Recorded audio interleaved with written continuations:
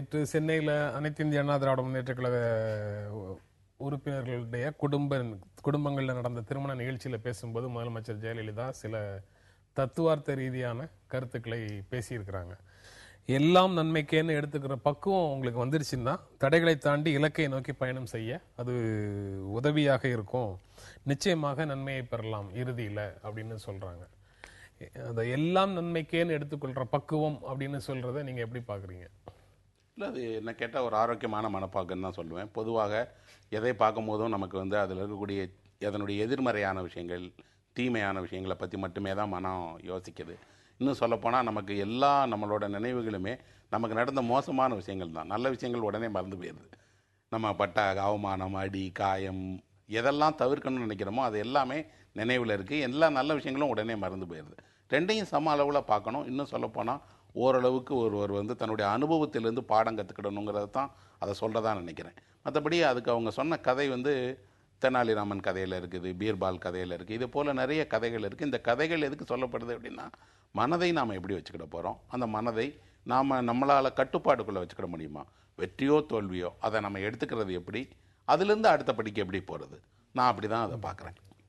அது எல்லாம் நன்மைக்கே என்பதை ரெண்டு வகையாக பார்க்கணும்.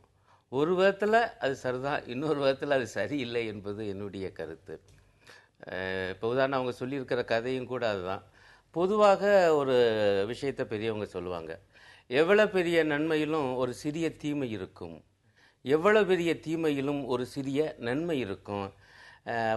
அப்படி கலப்பு இல்லாத ஒரு சுத்த சுயம்புவான எதுவும் கிடையாது என்று சொல்லுவாங்க. அது உண்மைதான்.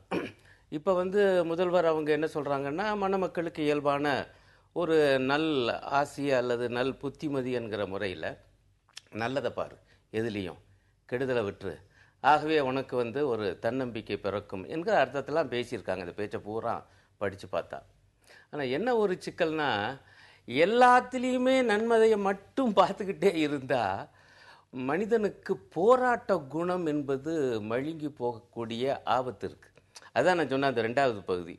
ஒன்று, மன ஆறுதலுக்காக ஒரு கட்டத்தில் ஒரு இழப்பு வருது, அந்த இழப்பையே நினச்சிக்கிட்டு நீங்கள் எவ்வளோ காலம் நீங்கள் புலம்பிக்கிட்டு இருக்க போகிறீங்க. அப்படி இருந்தால் என்ன பையன் நடந்து போச்சு. அப்போ என்னன்னா, ஐயா ஒரு எவ்வளோ பெரிய கெடுதல் வந்திருக்கு, இருக்கட்டும்யா, அந்த கெடுதல் ஏதேனும் ஒரு நன்மை இருக்கும் என்று அதோட இன்னொரு பக்கத்தை பார்த்து சுய ஆறுதல் பெறுவது என்கிற வகையிலே அது சரி. ஆனால் எல்லாத்தையுமே நல்லதா பாரு என்றால் உலகம் முழுக்க, சமூகம் முழுக்க பல கெடுதல்கள் மண்டி கிடக்கு. அதை எதிர்த்து போராடு என்கிற குணம் இல்லாமல் போகக்கூடிய ஆபத்தும் இதில் இருக்கு.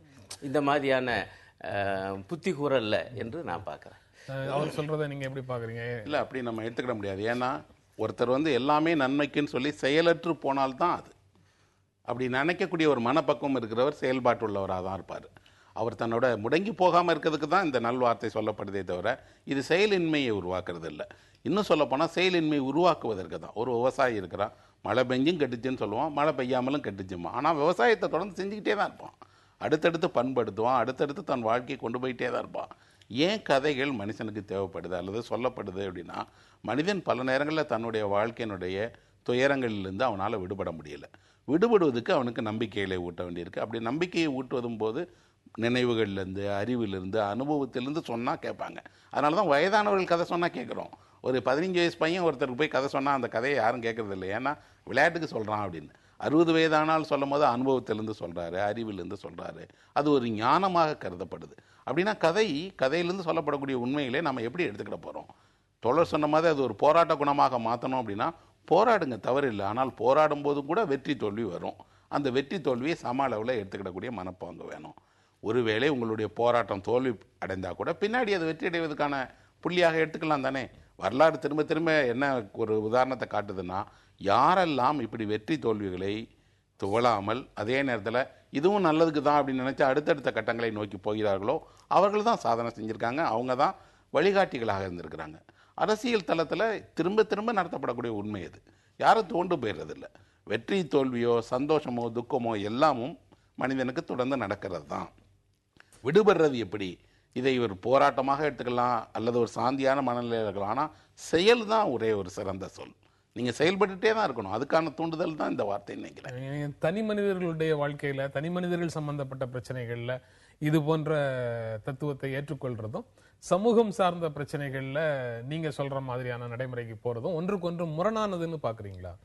இல்லை, அப்படி முரணாக ஆகிவிடக்கூடாது என்பது என்னுடைய கவலை. நானே அதான் சொன்னேன், அவங்க பேசிய பேச்சு முழு பேச்சும் பார்த்தா நீங்கள் வாழ்க்கையை எதிர்கொள்ளணும் என்பதற்காகத்தான் நான் இந்த கதையை சொல்கிறேன் என்று தான் சொல்லியிருக்காங்க. அதனால் நானும் கூட அதை சொன்னேன், தன்னம்பிக்கை ஊட்டுவதற்காகத்தான் இந்த கதை என்று அவங்க சொல்கிறாங்க. ஆனால் அந்த கதையை நீங்கள் முழுசாக படிச்சிங்கன்னா என்ன ஒரு சிக்கல்னா, நீங்கள் விரலே வெட்டுப்பட்டாலும் அல்லது சிறையிலே அடைக்கப்பட்டாலும் அல்லது மரண தண்டனையே கொடுக்கப்பட்டாலும் ஆனாலும் அதுவும் ஒரு வகையில் பார்த்தா நன்மையாக மாறும் என்பது சொல்றது. எது நடந்தாலும் நன்மைதான், எல்லாம் நன்மைக்கே என்பதில் தவறாக புரிந்து கொள்ளக்கூடிய ஆபத்து இருக்கு. நண்பர் சொன்னது சரிதான், அந்த கதையாடல் என்பது மிக முக்கியம். அதுவும் பெரியவங்க சொல்வது, ஆனால் எல்லா கதையாடல்களுமே நல்லதாகத்தான் இருக்கணும் இல்லை. கதையில் அதனால தான் முற்போக்கு பிற்போக்கு என்று பார்க்க வேண்டியது இருக்குது, ஆதி காலத்திலிருந்து இன்னைக்கு வரைக்கும். இப்போ நான் சொல்ல வர்ற விஷயம் என்னன்னா, எல்லாம் நன்மைக்கே என்கிற அந்த சொல்ல பாருங்க, அதுவே ஒரு சிக்கல். எல்லாமே நன்மைக்கே என்று சமூக ரீதியாக பார்த்தா இன்னும் பளிச்சுன்னு தெரியும். எல்லாமே நன்மைக்கே, வெள்ளக்காரன் இங்கே ஆட்சி செய்ததை எல்லாமே நன்மைக்கே என்று எல்லாரும் எடுத்துக்கிட்டு இருந்தா சுதந்திர போராட்டமே நடந்திருக்காது, அல்லது காந்திஜி போன்ற சுதந்திர போராட்ட வீரர்கள் தோன்றி இருக்க மாட்டாங்க. எல்லாமே நன்மைக்கே தான்.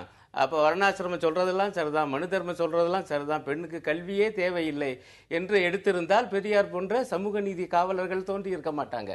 அப்போ சமூக ரீதியாக அது பளிச்சுன்னு படுது. தனி மனித ரீதியாக கூட பார்த்தால் இந்த ரெண்டையும் பிரித்து பார்க்கணும். அதனால சொல்ல வரேன், ஒரு வகையில் சரி, உங்களுடைய மன ஆறுதலுக்காக நீங்கள் எல்லாவற்றிலும் நன்மையை பார்ப்பது என்பது ஒரு வகையான தத்துவ மனோநிலை நிலைப்பாடு. ஆனால் அது அளவு மீறக்கூடாது.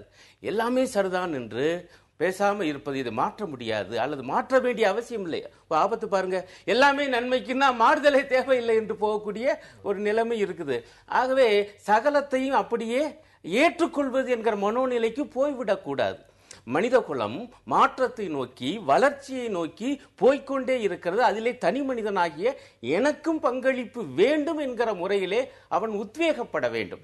அதற்கு ஏற்றால் போல் இதை புரிந்து கொள்ள வேண்டும் என்று பார்க்கிறேன். ஆனால் அப்படி புரிந்து கொள்ளாமல் போகிற ஆபத்தும் அதிலே இருக்கு என்றுதான் நான் சொல்ல வரேன். இதுல இன்னொரு விஷயம் இருக்கு, என்ன அப்படின்னா, இப்ப நன்மைக்கே அப்படிங்கிறதுல நன்மைங்கிறத நம்ம எப்படி புரிஞ்சு வச்சுக்கிறோம்? தோழர் சொல்றதுல இருக்கக்கூடிய ஒரு தவறான புரிதல் நான் என்னன்னு நினைக்கிறேன் அப்படின்னா, நன்மைங்கிறது எப்பவுமே இருந்துட்டு இருக்கக்கூடிய மாறாத ஒன்றுன்னு நினைக்கிறோம். அப்படி இல்லை. நன்மை அப்படிங்கக்கூடியது இடத்திற்கு தகுந்தபடி, சூழலுக்கு தகுந்தபடி, சந்தர்ப்பத்துக்கு தகுந்தபடி, இன்னும் சொல்லப்போனால் தன்னை விருத்தி பண்ணிகிட்டே இருக்கக்கூடியதாக தான் நன்மைங்கிறது இருக்குது. நன்மைங்கிறது முற்று முதலானதல்ல, முடிவுற்றதும் அல்ல. அப்போ நன்மையை வரையறுக்கிறோம். நன்மையை வரையறுக்கும் போது எல்லா நேரத்திலையும் ஒரு தீமையாக இருப்பது ஒருவருக்கு நன்மை, ஒருவருக்கு தீமை. அப்படி நம்ம பார்த்தோம் அப்படின்னு சொன்னால், வெள்ளைக்காரங்க காலகட்டத்திலேயுமே கூட வெள்ளைக்காரர்களை எதிர்ப்பது தீமையாக கருதப்பட்டது. இன்னைக்கு அது நன்மையாக கருதப்பட்டிருக்கு. அதே நேரத்தில் அன்னைக்கு நன்மையாக கருதப்பட்டது, இன்றைக்கு தீமையாக கருதப்பட்டது. ஒரு சமூகம் இதை ஒரு அறக்கோட்பாடாக தான் வைக்குது. பொதுவாக ஒரு நன்மை குறித்தே ஒரு சமூகம் ஏன் யோசிக்குது அப்படின்னா, நன்மை குறித்து யோசிக்கும் போது அதை நோக்கி செயல்பாடுகள் உருவாகலாம். எல்லா செயல்பாடுகளையுமே நன்மை குறித்ததாக மாற்றும் போது நம்முடைய செயல்பாடுகள் உத்வேகமும் அடையும். அதே நேரத்தில் என்ன அப்படின்னா, ஒரு எளிய மனிதன் நம்பிக்கையோட வாழ்க்கையை பார்ப்பான். ஏன் அவன் வாழ்க்கையை நம்பிக்கையோட பார்க்கணும் அப்படின்னா, எல்லாத்துலேயுமே நாம் எதிர்மறையான விஷயங்களையே முதன்மைப்படுத்துறதை விட இதை முன்வைக்கலாமே, ஒரு அறம் தானே, அதுக்காக தான் அதை சொல்கிறாங்க. அதை அப்படி ஏற்றுக்கொள்வது, வருவது எல்லாத்தையும் நன்மைக்காகன்னு ஏற்றுக்கொள்றது, இருக்கும் நிலையை அப்படியே தக்க வைத்துக் கொள்வது, இருக்கும் சமூக நிலையை அப்படியே ஏற்றுக்கொள்வது, ஸ்டேட்டஸ் கோயிஸ்ட் அந்த மனநிலை, அப்படி எல்லாரையும் உளவியல் ரீதியாக தயார்படுத்துவதற்கான அரசியலை உள்ளடக்கிய கூற்று. அந்த கதைகளுக்கு, ஒவ்வொரு கதைக்கு பின்னால, ஒவ்வொரு சொல்லுக்கு பின்னால அரசியல் இருக்கு அப்படிங்கிறது உண்மையாக இருந்தால், இந்த ஸ்டேட்மெண்ட்டுக்கு பின்னாடி அந்த அரசியல் இருக்கு அப்படின்னு புரிஞ்சுக்கலாமா? இல்லை, அப்படி எடுத்துக்கிட முடியாது. ஏன்னா அப்படி ஒரு கதையை கேட்கக்கூடிய ஒருத்தன் தனக்கு தெரிந்த கதையாக இருந்தாலும் அந்த கதையை எப்படி உள்வாங்கிக்கிட போகிறான்? அவனுக்கு தெரியும் இந்த கதையின் வழியாக எது பிரதானமாக சொல்லப்படுது. இந்த கதை எல்லாமே நன்மைக்குன்னு சொல்லப்பட்டால் கூட இந்த வாழ்க்கையை இன்னைக்கு இப்படி தொடருங்கிறதுக்காக இது சொல்லப்படலை. இந்த வாழ்க்கையை சுட்டி காட்டுவதன் வழியாக உங்கள் வாழ்க்கையை நீங்கள் மாற்றிக்கிடலாம். நீங்கள் அதில் ஏன் உங்களை ஒரு ராஜாவாகவே கற்பனை பண்ணணும்? நீங்கள் ஒரு கதையை கேட்டிங்கன்னா நீங்கள் அதில் வரக்கூடிய ராஜாவாக நீங்கள் ஏன் உங்களை நினைக்கணும்? மாறாக நீங்கள் அதில் சிறைப்பட்டிருக்கவராக நினைக்கலாம், மந்திரியாக நினைக்கலாம், பார்வையாளனாக நினைக்கலாம். நாம் அதில் யார்? இன்னொன்று, அதிலேருந்து நம்ம என்ன கற்றுக்கொள்ளப்படுவோங்கிறது கேட்பவருடைய மனதை பொறுத்ததாக இருக்குது. பொதுவாக கதை கேட்பவர்களுக்கு தெரியும் இந்த கதையிலேருந்து நாம் எதை எடுத்துக்கலான்னு. ஆனால் கதைகளுக்குள்ள அரசியல் இருக்குது, இல்லைன்னு நான் சொல்லவே மாட்டேன். ஆனால் அந்த கதையில் இருக்கக்கூடிய அரசியலை கதையே வெளிப்படுத்தி விடுங்கிறது தான் உண்மை. ஏன்னா ஒரு கதையை ரொம்ப நாளைக்கு நம்ம கதையாக மட்டுமே சொல்லிட்டு இருக்க முடியாது, அது மாதிரி தானே செய்யும். இல்லை, எனக்கு படுறது நண்பர் வந்து இந்த நன்மையை பற்றி சொன்னார். ஆனால் அவங்களே அதை பற்றி விளக்கம் சொன்னாங்க. இப்போ நன்மை என்பது எப்பொழுதுமே நன்மை என்பதை விட யாருக்கு நன்மை அந்த விஷயத்தை அவங்க தொட்டு காண்பிச்சாங்க. அதுதான் இங்கே உள்ள சிக்கல். இப்போ வந்து இது வந்து எல்லாருமே ஒரே மாதிரியான நபர்களை கொண்ட சமூகமாக என்றைக்குமே இருந்ததில்லை. அது ஆதி பொது உடைமை சமுதாயத்துக்கு பிறகு சமூகம் என்பது வர்க்கங்களாக பிளவுண்டு தான் இருக்குது. ஆகவே நன்மை என்பதை பொத்தாம் பொதுவாக பேசி பயனில்லை. ஆகவே தான் ஒரு பாதிக்கப்பட்ட ஒரு மனிதன் ஒரு விஷயத்தை அப்படியே ஏற்றுக்கொள்வதற்கும் பாதிப்பு செய்கிற மனிதன் ஒன்றை ஏற்றுக்கொள்வதற்கு வித்தியாசம் இருக்குது. நீங்க எல்லாரையும் பார்த்து பொதுவாக பேசுகிறீர்கள், ஆனால் அவங்க அதை எப்படி புரிந்து கொள்ள போகிறார்கள் என்பதுதான் என்னுடைய கவலை. அவங்க சொன்னது மாதிரி நல்ல முறையில் புரிந்து கொண்டா நமக்கு ஒன்றும் பிரச்சனை இல்லை. ஆனால் நன்மை என்பது வெகு மக்களுக்கான, இன்னும் பெருவாரியான மக்களுக்கான பயன்பாடு என்பதை மிக முக்கியமாக கொண்டு அது வகுக்கப்பட பேச்சினுடைய ஒட்டுமொத்த சாரத்திலிருந்து புரிந்து கொள்ளும் போது எஸ் ராமகிருஷ்ணன் சொல்ற துவனி வந்து அதுல அதிகமாக தெரியுது. தனியாக இந்த ஒரு சென்டென்ஸ் எடுத்து பார்க்கும்போது வேறு விதமான உணர்வை கொடுக்குது. நம்ம தொடர்ந்து பேசலாம் ஒரு இடைவேளை.